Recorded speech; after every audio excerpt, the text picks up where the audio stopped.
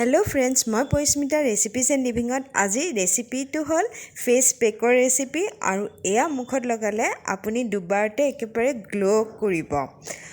जेहेतु इतना गरमो परिसे सानबार्न হয় और बहुत असुविधा হয় स्किनर आमी যত্न लोৱাত गतिके मैं एया रेसिपीটো एकेबारे सहजके देखुवाई दिम जाते आपनालोके एया बनाई फ्री टाइमत बनाई थৈ দিব पारे और 6 माह पर्यंत एया व्यवहार करि থাকিব पारे।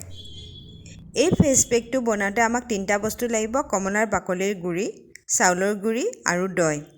প্ৰথমতে কমলাৰ বাকলিৰ গুড়ি বনাবৰ কাৰণে আমি কমলাৰ বাকলি কেইদিনমান ৰ'দত দিব লাগিব। একেবাৰে ক্ৰিস্পি হোৱালৈকে এইখিনি আমি ৰ'দত দি থাকিব লাগিব।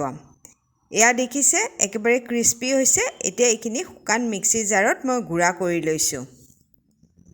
এতিয়াও এইখিনি বৰ বেছি মিহি হোৱা নাই, এইখিনি আমি চালি ল'ব লাগিব চালনীত। মিহি চালনী দি চালি ল'ব, তেতিয়া আমাৰ একেবাৰে পাউডাৰ ফৰ্মত আহিব। আৰু এয়া মই চালি লৈছোঁ। কমলাৰ বাকলিৰ গুড়িত যথেষ্ট পৰিমাণত এণ্টিঅক্সিডেণ্ট থাকে, যি আমাৰ বয়স কমোৱাত সহায় কৰে। লগতে এয়া স্কিনত এটা নেচাৰেল গ্লো আনে। আপোনালোকে দুবাৰ ইউজ কৰিলে এয়া গম পাব। এয়া দেখিছে একেবাৰে মিহি হৈছে। যদি মোটা থাকে তেতিয়া আমাৰ স্কিনত আঁচ পৰি যাব পাৰে, সেইকাৰণে একেবাৰে মিহিটো কৰি ল'ব। আৰু এইখিনি এতিয়া এয়াৰটাইট কণ্টেইনাৰত থৈ দিব পাৰে, 6 মাহলৈ ভালে থাকিব। এতিয়া হওক ফেচ পেকটো বনাওঁ। আৰু তাৰ বাবে চাউলৰ গুড়ি 2 চামুচ লৈছোঁ। চাউলৰ গুড়ি কি ধৰণে বনাব লাগে তাৰ ভিডিঅ' অলৰেডি শ্বেয়াৰ কৰিছোঁৱে, লিংক ডেছক্ৰিপশ্যন বক্সত দি দিম। আৰু যিখন চামুচেৰে চাউলৰ গুড়ি লৈছোঁ সেইখন চামুচেৰে কমলাৰ বাকলিৰ গুড়িও লৈ লৈছোঁ। আৰু দৈ 2 চামুচ লৈছোঁ আৰু এইখিনি মিক্স কৰিছোঁ।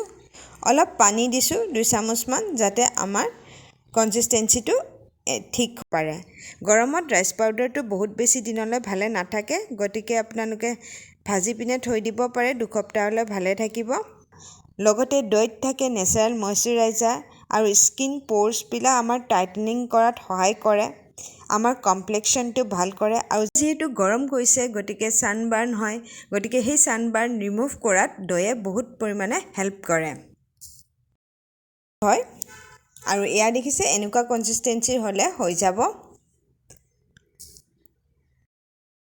কৰে এই ফেচ পেকটো আপোনালোকে সপ্তাহত 2 বাৰ ঘূৰিব আৰু তাৰপিছত ঠাণ্ডা পানীৰে মুখখন ধুই দিব। এয়া ফেচ পেক মই মুখত লগাই এপ্লাই কৰি আপোনাক দেখুৱাম, কিন্তু মুখত লগোৱাৰ আগে আপোনালোকে প্ৰথমবাৰ যদি ব্যৱহাৰ কৰিছে এয়া হাতত লগাই চাব পাৰে। 10 মিনিটৰ কাৰণে হাতত লগাই থৈ দিব। সদায় যিকোনো ফেচ পেক লগালে হাতত লগাই চাব, যদি একো নহয় তেতিয়াহে মুখত লগাব। আৰু 10 মিনিট পিছত এয়া দেখিলে মোৰ হাতখন একেবাৰে চাফা বগা হৈ পৰিছে। আৰু এতিয়া এয়া মই মুখতো লগাই আপোনালোকক দেখুৱাই দিছোঁ। মুখত এয়া লগাই লৈছোঁ। চাউলৰ গুড়ি আমাৰ স্কিন বগা হোৱাত যথেষ্ট সহায় কৰে। এয়া ব্লেক হেডছ দূৰ কৰে, একনি দূৰ কৰে। ৰাইচ পাউডাৰৰ পৰা আমাৰ বয়সো কমায়, এণ্টি এজিঙো হয়। এয়া অৰেঞ্জ পিল যিটো আমাৰ কমলাৰ বাকলিৰ পাউডাৰ, সেয়া স্কিন গ্ল' কৰে। যিহেতু এয়া এণ্টিঅক্সিডেণ্ট থাকে ভৰপূৰ পৰিমাণে, গতিকে আমাৰ বয়সো কম কৰাত এয়া সহায় কৰে। এই ফেচ পেক আপোনালোকে ডিঙিত আৰু পিঠিটো লগাব পাৰে।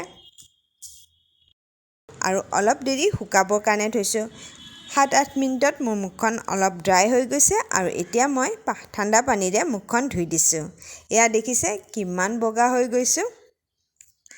আপোনালোকে এই ধৰণে সপ্তাহত 2 বাৰ এপ্লাই কৰিব আৰু ৰিজাল্ট আপোনালোকে নিজেই গম পাব।